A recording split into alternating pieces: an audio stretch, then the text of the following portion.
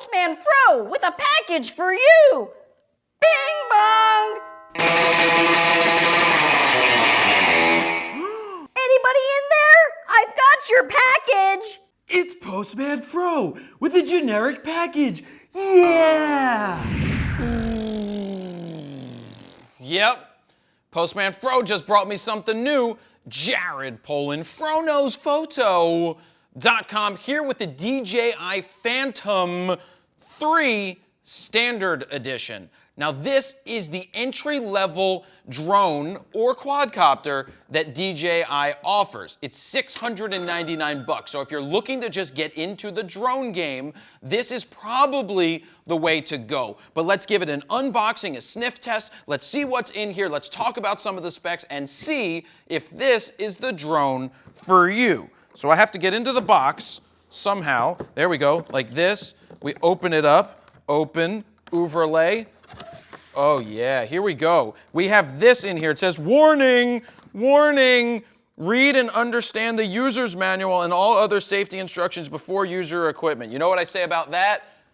You should actually follow those directions. It's really important to follow the directions when you are setting up this drone, because what you don't want to do is put the props on wrong and have it basically flip over. Oh yeah, that is awesome cardboardy smell. So let's take this out. What we have in the box, we have the DJI Phantom 3 Standard right here. It says Standard on the front. This is what you get. It has nice red foily stickers. You can get other stickers if you want. You have your 3-way axis motorized gimbal down here connected to that. You have your 2.7K resolution camera. So not only does it do 2.7K, what's the specs? It does... all right, yeah, 94-degree field of view. That is a great thing to have because it's not quite fisheye. You don't want fisheye when you're flying one of these things. You want a nice field of view. And with that 2.7K, that gives you the ability to crop a little if there is some issues that you have when you're flying it. Some of the other specs is you have a 12-megapixel still camera. So not only are you doing 2.7K, you have the ability to do 12-megapixel stills in DNG RAW files. That's something awesome to have. So let's get into the box more. This is your remote control. It comes with a way to attach your iPhone. So you would attach your iPhone to this, and then wirelessly you can see as you're flying, you can get the live 720 downlink to see exactly what you're doing. Now, one of the interesting specs about this is it says it goes up to 19,685 feet. That's not good. I mean, that's huge. That's like all the way up there. But the FAA says you can't fly it above 400 feet and you have to be able to have line of sight. You have to be able to see the drone in order to fly the drone. And there's a lot of different rules that you're going to have to study up on because those are changing right now. You have to be very careful when you're flying these drones to begin with. So let's see what else is in the box. We've got the props right here.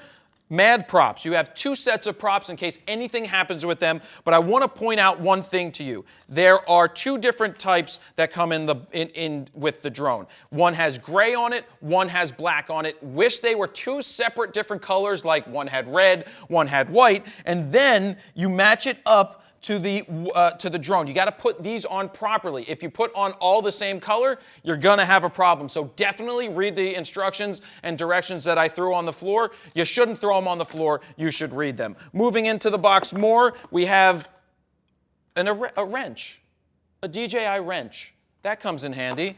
We have the charger, and we have the battery. So here's your battery.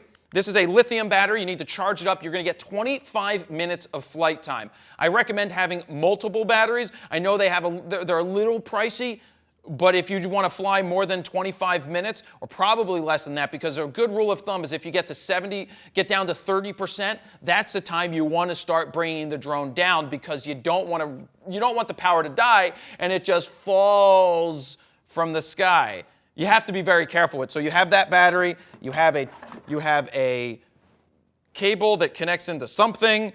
I don't know what that connects into. I think that's for charging the remote control, and that is pretty much what's in the box. Okay, so before we give it a sniff test, a couple more things. It has an ISO range of 100 to 3200 for video. It goes up to 1600 for still photos. It is a 20 millimeter f2.8 lens, like I said before, with a 94-degree field of view. And I want to smell it. Oh yeah, that's right. E.T. Phantom.